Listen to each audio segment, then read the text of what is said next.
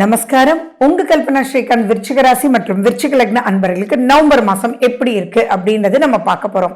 First and foremost ரொம்ப பெரிய problem இல்லை, ஆனா எல்லா விஷயத்திலையும் நிதானத்தோட இந்த மாசம் முழுக்க நீங்க செயல்படணும். ஏன் இந்த வார்த்தை சொல்றேன் அப்படின்னா, எல்லா விஷயங்களும் நல்லா தான் இருக்கு, ஆனா அவசரப்பட்டீங்கன்னா நிறைய சிக்கலுக்குள்ள மாற்றதுக்கு உண்டான வாய்ப்பும் இருக்கு. சரி, எதனாலன்றது நான் சொல்றேன். உங்க ராசிநாதன் செவ்வாய் உங்க மேலேயே மாசம் முழுக்க இருக்கார். அப்ப நிறைய விஷயத்துக்கு தைரியம், வீரம் எல்லாமே வரும். ஆனா 4ஆம் வீட்டுல ராகு இருக்கார் அப்படின்றது ஞாபகம் வச்சுக்கணும். சரி, தன்னாலும் 4ஆம் வீட்டுல ராகு தானே இருந்தார் அப்படின்னா, இது வரைக்கும் குரு பார்வையில் இருந்தார் இல்லையா, அப்ப கண்ட்ரோல்ல இருந்தார் இல்லையா, இப்ப இல்லையே. அதனால நீங்க எச்சரிக்கையா இருக்கணும். அப்படி இல்லை அப்படின்னா, நீங்க ரீசெக் பண்ணல, அலர்ட்டா இல்லை அப்படின்னா, எல்லாமே சுகங்கள் தாறுமாற போறதுக்கு உண்டான வாய்ப்புகள் அதிகமாக இருக்கு. நம்பிட்டேன்ற வார்த்தையை சொல்லக்கூடாது, எதுலையுமே வேகம் கூடாது. அதே மாதிரி நீங்க எவ்வளவுதான் ஹைலி டேலண்டட் பர்சன்ஸ், ஏன்னா விருச்சிகம்னாலே சம்திங் எக்ஸ்ட்ராடனரிங்க, அதுல நோ டவுட்டுங்க. என்னுடைய 32 வருஷத்துல பாத்தீங்கன்னா விருச்சிகக்காரங்க எல்லாருமே பாத்தீங்கன்னா ஏதோ ஒரு ஃபீல்ட்ல பிரம்மாண்டமா சாதிச்சுட்டே இருக்காங்க.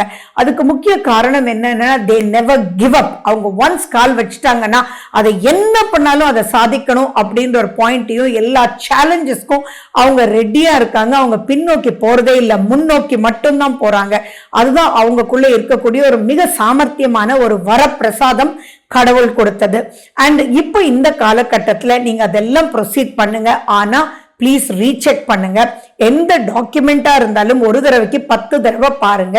நீங்க ஒரு விஷயத்தை யார்கிட்டயுமே நம்பிதானே சொல்லணும். அதை சொல்லும் போது அவங்க கரெக்டா புரிஞ்சுக்கிட்டாங்களா அப்படின்றத மட்டும் நீங்க பாத்துக்கிட்டீங்க அப்படின்னா சம்திங் ரியலி சூப்பர்.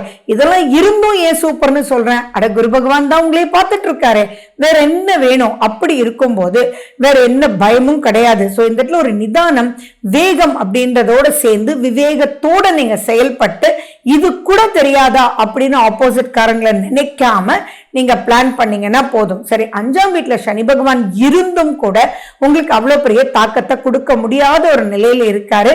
வை அப்படின்னா 5ல குரு அவ்வளோ ஒன்றும் மைனஸ் இல்லை, ஆனா குருனுடைய பார்வை ஏற்படுறதுனால அங்க அந்த குழந்தைகள் வழியாகவும் உங்களுடைய மனசு சம்பந்தமாகவும் உங்களுடைய பூர்வீக சம்பந்தமான பிரச்சனை எதுவாக இருந்தாலும் இப்ப தீர்த்து வைக்கக்கூடிய வகையில தான் இந்த கிரக நிலைகள் இருக்கு. இப்போ உங்களுடைய தசாபுத்தி அந்தரங்கள் சூப்பரா இருந்ததுன்னா சூப்பர் மேல சூப்பர் இருக்கும். அது எப்போ அப்படின்னா 16ஆம் தேதிக்கு அப்புறம்ன்றது ஞாபகம் வச்சுக்கோங்க. ஏன் அப்பயும் குரு பகவான் பார்த்துட்டு இருந்தாலும் 16ஆம் தேதிக்கு அப்புறம் சொல்றோம் அப்படின்னா, உங்களுக்கு சுக்கிரன் 11ஆம் வீட்டுல நீச்ச நிலையில இருக்கார். அப்படி இருக்கும்போது நீங்க சூப்பரா லாபம்டா அப்படின்னு நினைச்சு போறது, அங்க நிறைய தங்கு தடைகள், செலவுகள் அதிகமாகும். உங்களுடைய லாபம்னு நினைக்கக்கூடிய விஷயம் அங்க தடுமாறக்கூடிய அமைப்புல ஏற்படும். அதே மாதிரி பாத்தீங்கன்னா உங்களுடைய 10ஆம் அதிபதி யாரு? சூரியன். சூரியன் இப்ப சரியான ஒரு நிலையில 16ஆம் தேதி வரைக்கும் இல்ல.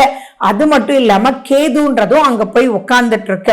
அப்படி இருக்கும்போது உங்களுக்கு நிறைய அலைச்சல், எந்த ஒரு விஷயமாக இருந்தாலும் சரி. இப்போ ஒரு பில்டிங் கட்டிட்டே இருக்கீங்க அப்படின்னா உங்க எலக்ட்ரிஷியன் இன்னைக்கு வந்துருவாங்க, அதோட சேர்ந்து நீங்க மற்றவங்களெல்லாம் வர சொல்லியிருக்கீங்க அப்படின்னா அந்த எலக்ட்ரிஷியன் ஒருத்தர் வராதனால எல்லா வேலைகளும் அப்படியே தட்டு தடுமாறி, ஆனா மற்றவங்க எல்லாம் வந்துட்டாங்களே, அவங்களுக்கு கொடுக்க வேண்டிய கூலி கொடுத்துதானே ஆகணும் அப்படின்ற ஒரு விரைய செலவு ஏற்படும். அந்த இடத்துல நீங்க கடுமையான வார்த்தைகள் யூஸ் பண்ணிட்டீங்க அப்படின்னா அந்த எலக்ட்ரிஷியன் உங்களை விட்டே போயிடுவாங்க. அதனால நிறைய விஷயங்கள் மைனஸ் இருக்கும்.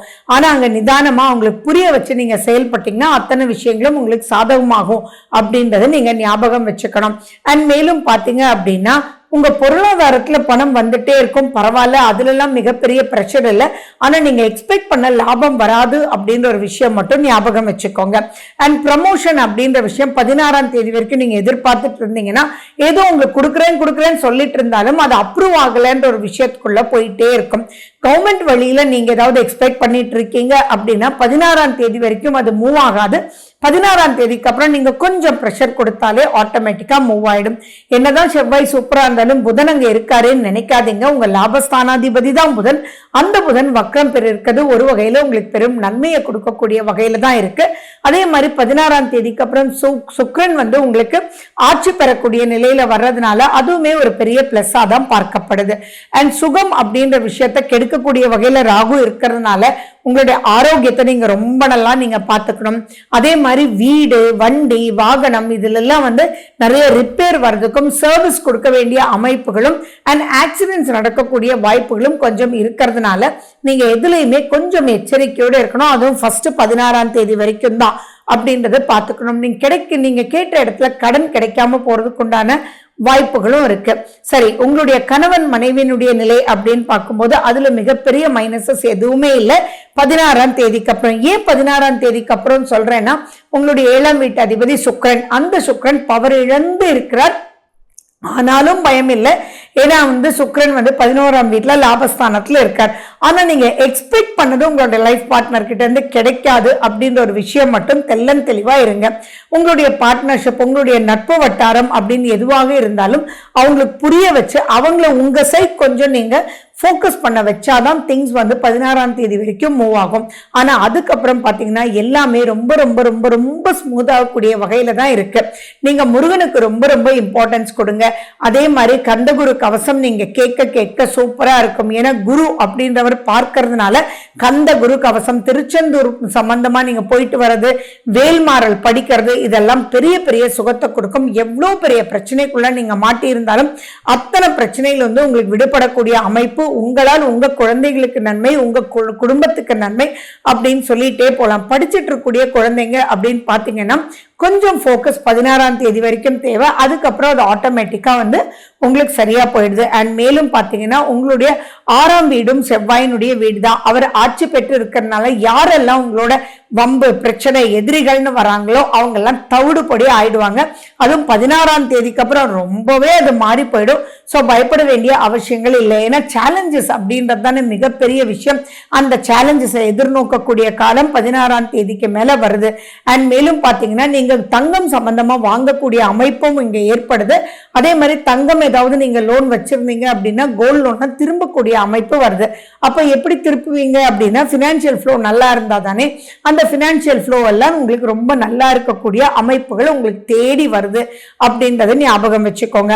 ஆனா இந்த 4ஆம் வீட்டுல ராகு இருக்கிறதுனால நீங்க எந்த ஒரு டாக்குமெண்ட் எப்படி ப்ரொசீட் பண்ணாலும் சரி, கரெக்டா நீங்க பேமெண்ட் எல்லாம் முடிச்சுட்டு அது கரெக்டா அப்ரூவ் ஆயிருக்கா, என்ன பண்ணிருக்கு அப்படின்றதெல்லாம் கிளியர் கட்டா நீங்க பாத்துக்கோங்க. உங்களுடைய இன்ட்ரெஸ்ட் ரேட் எல்லாம் கரெக்டா வேவ் பண்ணிருக்காங்களா, செஞ்சிருக்காங்களா அப்படின்றது நிதானத்தோட செயல்பட்டீங்க அப்படின்னா அனைத்து விஷயத்திலையும் நீங்க வெற்றி வாகை சூடலான்றதுல எந்த விதமான ஒரு டவுட்டும் இல்லை.